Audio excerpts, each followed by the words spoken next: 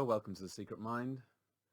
This is Sleep Solving, and this is our new episode, Mr. Benn, the 15th episode.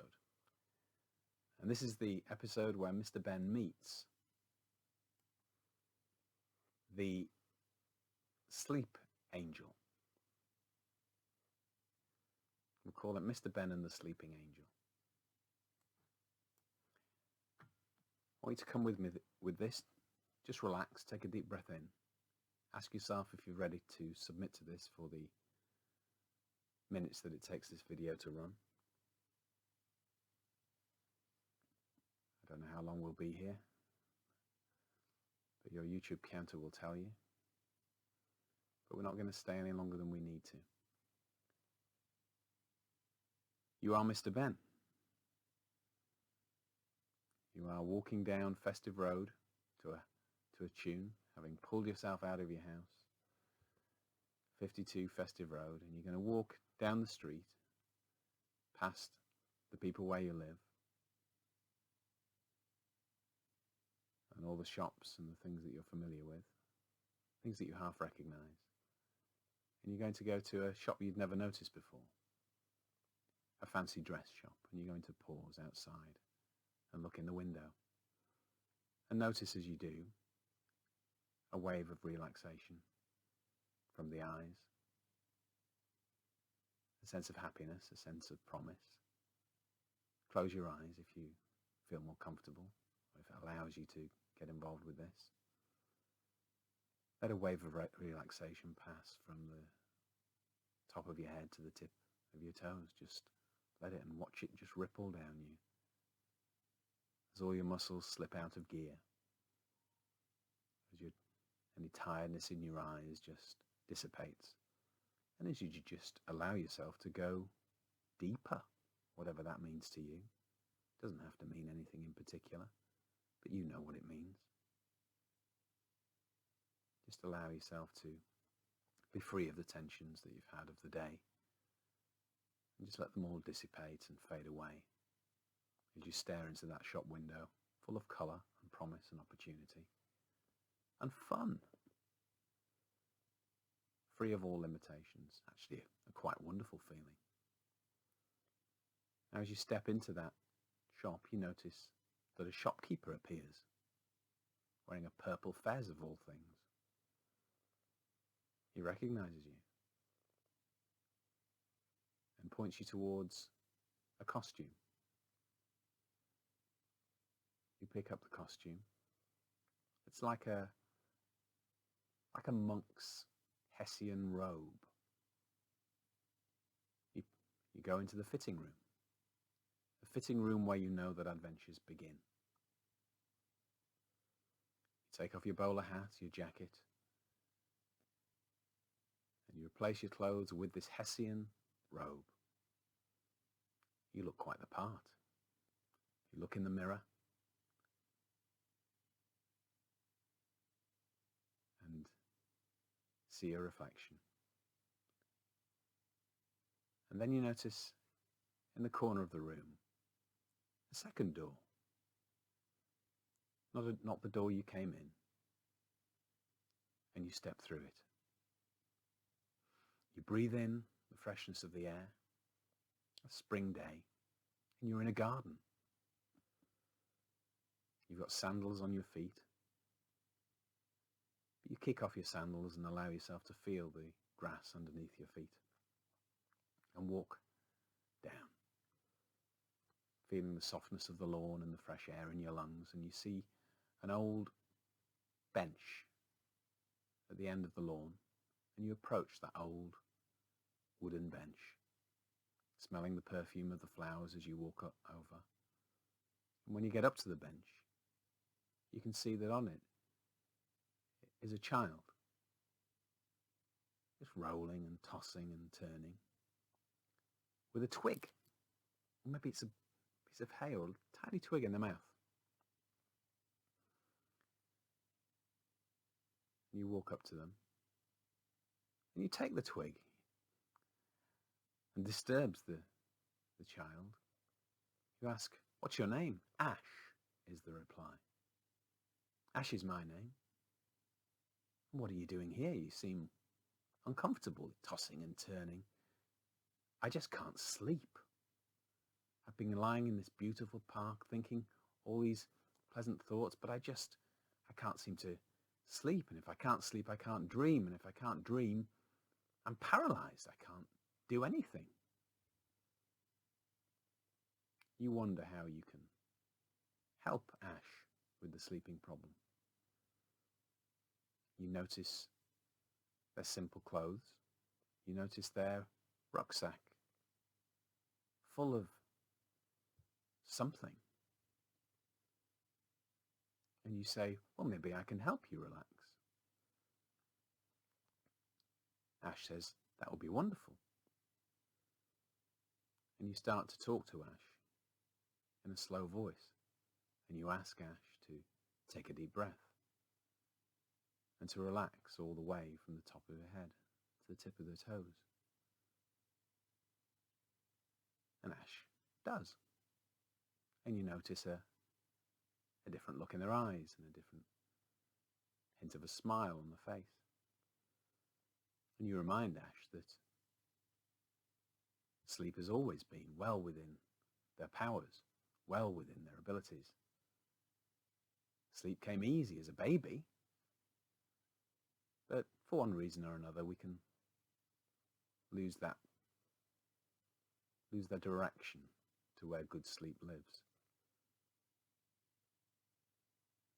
And you both watch the tops of the plants move with the breeze like waves glistening off the pavement. And you see how the field opens into a wide, safe path that leads down into a valley with wildflowers as far as the eye can see. Notice all the colours. You can smell all the perfumes that you've never noticed before, never had the time. And you ask Ash a question. And the question is, that bag looks heavy, what's in it? Oh, says Ash.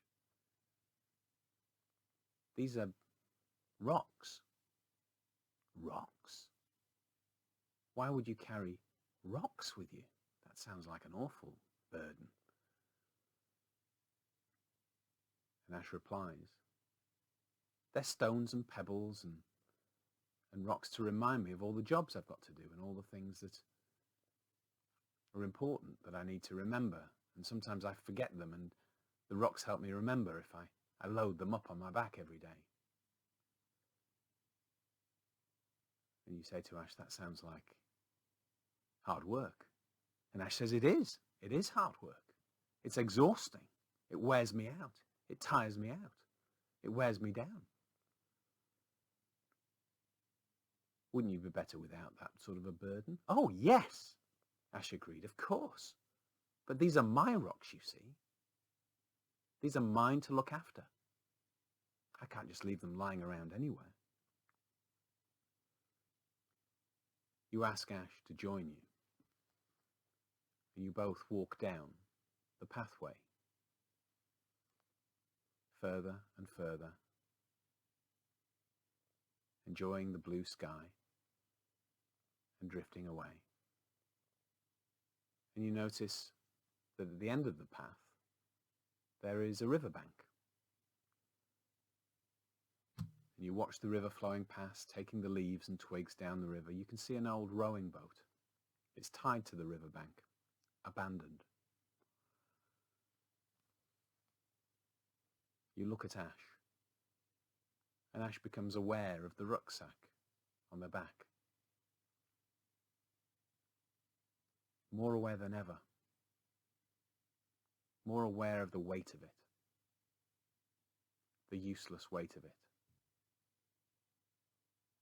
Because in that rucksack is every useless pain, every useless burden, every useless nightmare.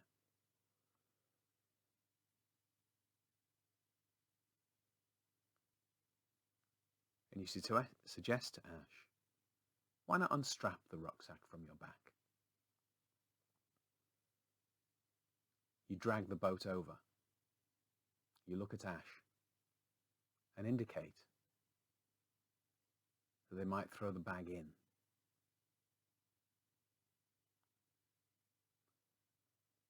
Well, maybe not the bag. Ash unlocks the back and takes out each rock and throws each rock, each stone and each pebble into that boat.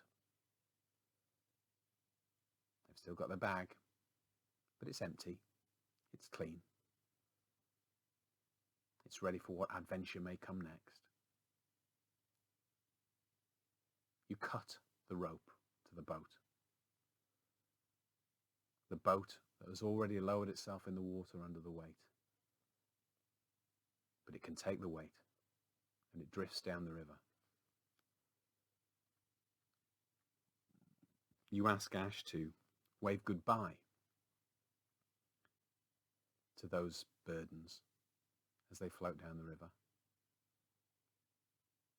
Maybe to say a little prayer or thank them for what they brought to your life at the time, but realizing that their contribution to your life, to your sleep, is now all negative, and they can be thanked and sent away. And the boat goes out into the current, out of the quiet stream, and into the angry part of the river. And you see it gets smaller, smaller and smaller, as it crashes against the rocks. And the boat breaks up, and it disappears from sight forever, and the rocks float to the riverbed, washed clean, unburdened, uncarried. And you notice something change in yourself, and you notice something change in Ash, an overwhelming feeling of freedom.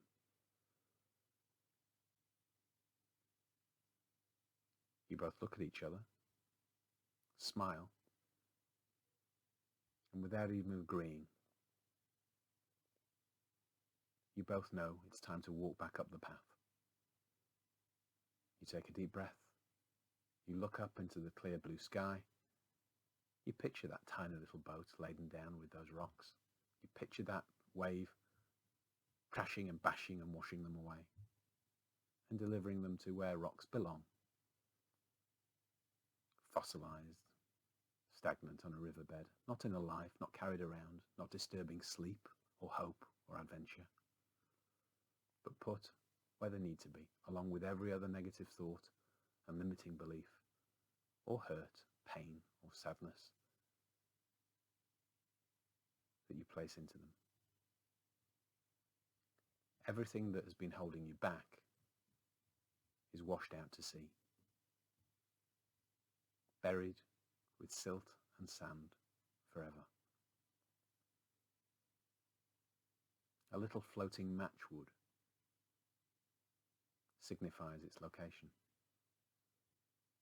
You turn back and just pick up a little match from the side of the river.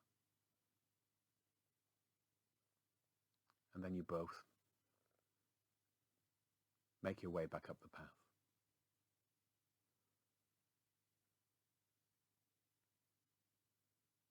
These answers are safely stored in the center of your mind. And this is a path you can walk repeatedly.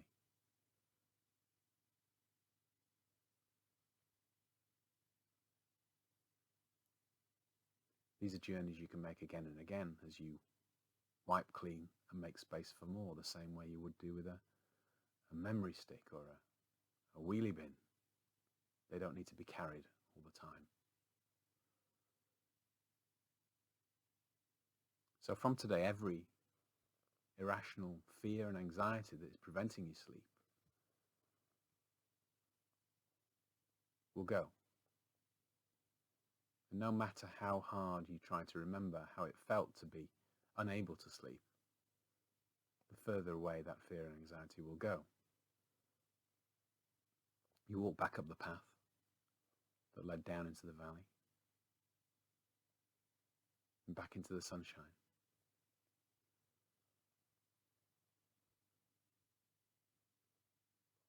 Ash sits back on the oak bench. You sit alongside. And Ash thanks you for being able to get rid of all that baggage just with a simple walk, a thought, and a decision. As you sit there, Ash falls asleep into the deepest, most peaceful sleep of their life. Without wanting to disturb, you stand up and you walk back up the path. You glance back to the oak bench and you just hear a slight snore. You smile and you double your speed back up the path. You get a little lost with the direction, but all of a sudden the old shopkeeper appears, as if by magic, and directs you to a tree. You thank him, and just behind the tree you see a doorway. And you find yourself in the old fitting room. Your clothes there on the hook. You take off your Hessian monk's outfit and replace your clothes. You check the mirror and put back on the bowler hat. You step out into the shop and thank the shopkeeper. And you notice something in your pocket. It's the match wood that you took from the riverbank. You explain it to the shopkeeper and smile, mentioning to him that you think you'll keep it. It'll help me remember.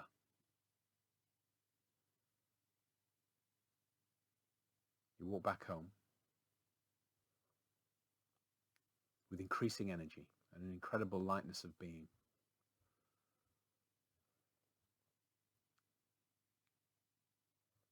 And you make your way back up the street that you recognize and through your front door. You go up the stairs, the 10 stairs. 1, feeling great. 2, more and more energy. 3, filling your lungs with oxygen. 4, really feeling the house beneath you. 5, your energy extending throughout your whole body. 6, another deep breath in. 7, and you bounce up the last few stairs to 10, and you are the widest awake you've ever been.